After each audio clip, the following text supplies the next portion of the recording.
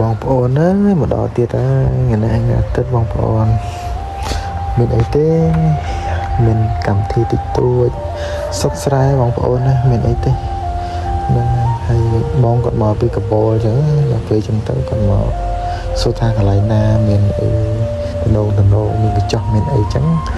ខ្ញុំក៏បាននាំគាត់ទៅកន្លែងកញ្ចោះវាស្រែមួយតំណងបងប្អូនហើយនេះមកតាមផ្លូវមកជួបបងអ្នកនេះអ្នកបងសំណាញ់សួរថាមានបានត្រីអត់បានទេហ្នឹងហើយបងប្អូនហ្នឹងហើយនេះមកដល់ហើយក៏មកដល់ជួបបងទៀតបងគាត់មកពីកបោក៏បងត្រីហ្នឹងហើយបងប្អូននេះអីបងបានច្រើនទេបងបានត្រីម្ដែង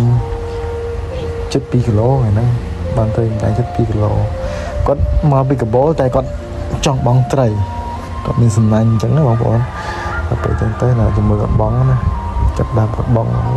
ចាស់ស្អាតណាបងប្អូនអើយមើលឆ្វាច់នោះហើយក៏ជួបកូនក្មេងមានកូនក្មេងកូនអីអញ្ចឹងវាគាត់លេងលោតទឹកលុយអីអញ្ចឹងណាបងប្អូនហើយមើលទៅសប្បាយរបស់គាត់ដែរដូចខ្ញុំកាលពីក្មេងដែរលេងទឹកដូចគាត់អញ្ចឹងមើលសប្បាយមានទឹកមានអីចឹងគាត់មិនលោតលេងអញ្ចឹងហើយខ្ញុំក៏បានថតគាត់អញ្ចឹងហើយក៏មកដល់ទីទៀតអង្គត្រីនេះកំពុងតែកាត់ភ្លើងអង្គត្រីបងប្អូនបងគាត់នៅមីកាបូលមិនគាត់យកសំណាញ់អញ្ចឹងគាត់យកមកបានត្រីហើយដល់មកទិញ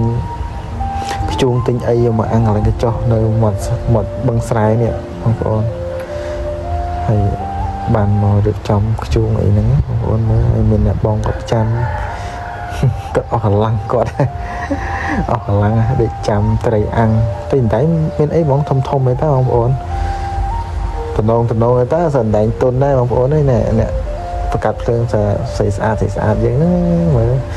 ហើយអត់តន់ឆ្អិនទេឥឡូវមកខ្លែមមួយអីគេសណ្ដែកដីមានកប់ឈូកមានអីចឹងដាក់បដើបងប្អូនអើយមើលទេសភាពវាស្អាតហ្នឹងមើលទៅមានអីធម្មជាតិគឺល្អសុខស្រាយបងប្អូននេះខ្យល់ក៏ល្អណាមានបងម្នាក់គាត់ណាចាំប្រែត្រីតែតែបងមិញណាបងប្អូនហ្នឹងបានចំនួនប្រហែលជា5 ក្បាលដែរបងប្អូនតំណងជាតិមែនតើហើយបងគាត់បាននេះខ្ញុំក៏ជួយត្រឡប់ជួយអីចឹងជួយប្រែជួយអីចឹងទៅគាត់ថាយ៉ាងថា